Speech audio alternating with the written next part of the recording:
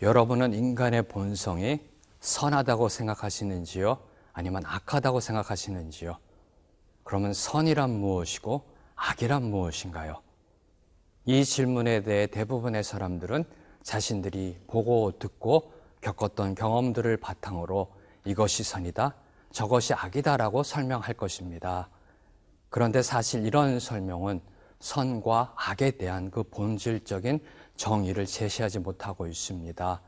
각자 개별적으로 경험했던 것들을 나열하고 분석하고 설명하는 것에 지나지 않습니다. 이 세상의 학문도 마찬가지입니다. 선과 악이 나타나는 모습이나 결과들은 설명할 수 있어도 그 선과 악의 본질적인 그 정의 자체는 제시하지 못하고 있습니다. 왜냐하면 선과 악의 기준은 이 세상의 그 어떤 학문적 개념도 아니고 이 세상의 그 어떤 철학적, 종교적, 도덕적 기준이 아닌 바로 여호와 하나님이시기 때문입니다. 바로 이 여호와 하나님을 올바로 인정하고 믿음으로 고백할 때 선과 악을 구별할 수 있는 지혜가 생기는 것입니다. 오늘 말씀 보시겠습니다.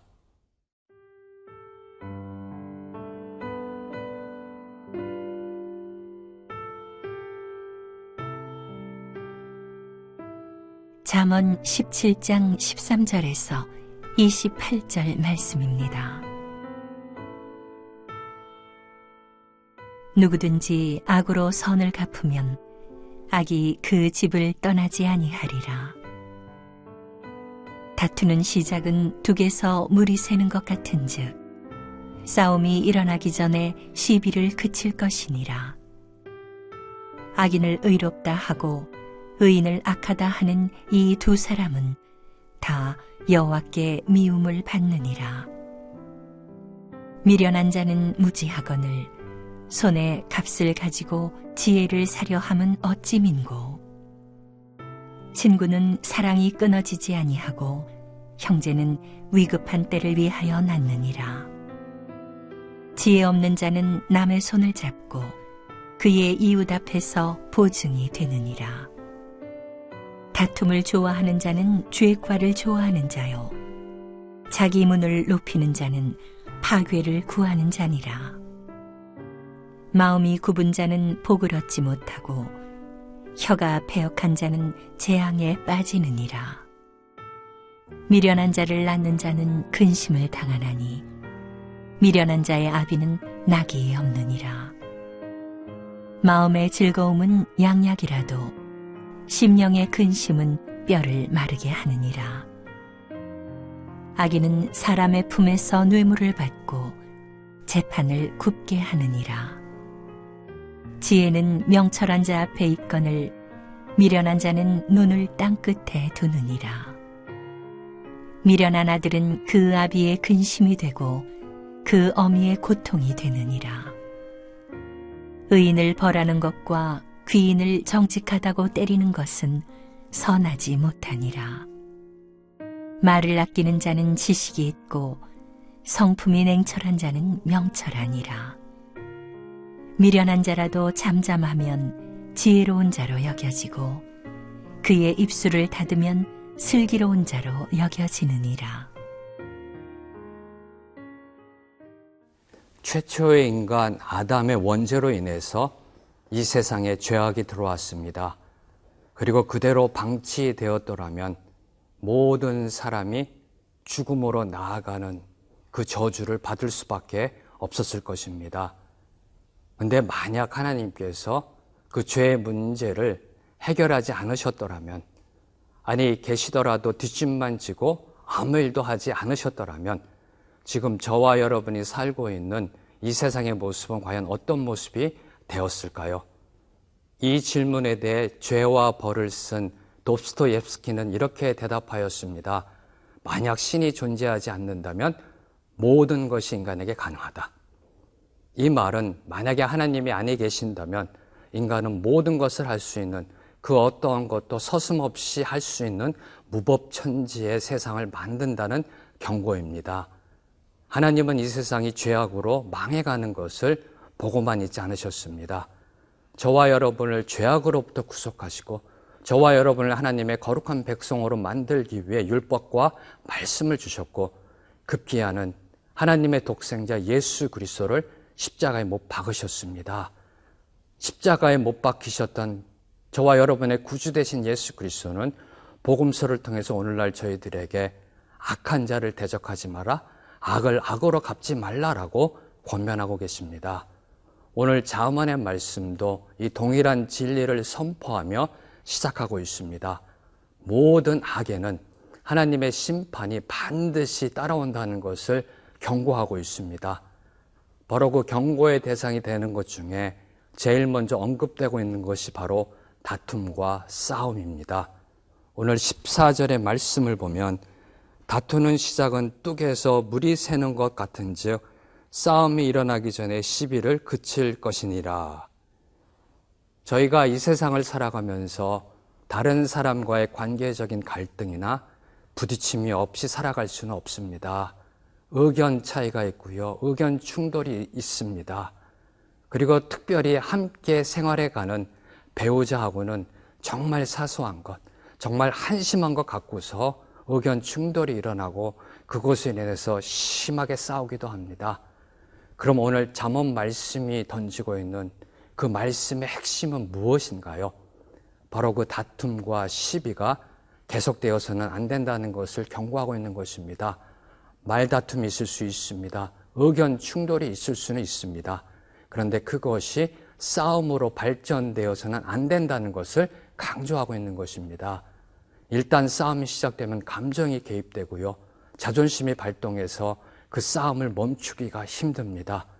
그리고 그 싸움은 결국 당사자 모두를 상처받게 하고 어떨 때는 치명적인 파국으로 내몰기도 합니다. 정말 사소한 문제, 정말 아무것도 아닌 주차 문제나 운전 문제로 인해서 시비가 붙어 폭행으로 이어지고 어떨 때는 아파트에서의 그 소음 문제로 인해서 시비가 일어나 살인으로까지 나아가는 그러한 비참한 현실이 바로 오늘 저와 여러분이 살고 있는 현 주소임을 잊지 말아야 합니다. 그 다음에 저희가 보는 말씀은 15절의 말씀입니다. 악인을 의롭다 하고 의인을 악하다 하는 이 두 사람은 다 여호와께 미움을 받느니라. 지금 여러분에게 누가 의인이고 누가 악인인지요? 그럼 그 기준은 무엇인지요?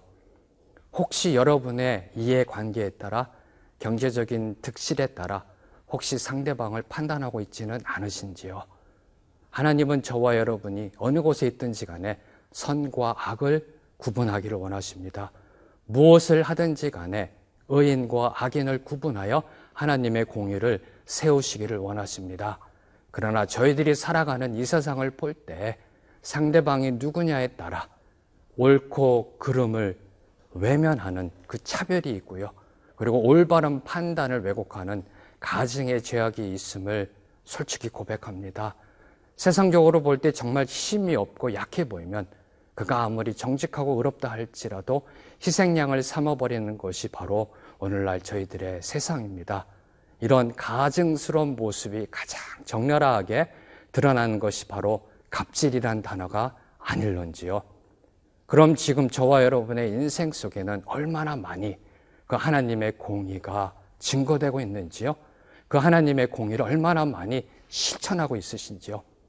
저와 여러분의 인생 속에 아주 작은 제약의 불씨, 그 불씨를 그대로 방치해 두면은 언젠가는 그 불씨가 대형 화재로 큰 산불로 이어질 수 있음을 기억하는 저희 모두가 되기를 소망합니다.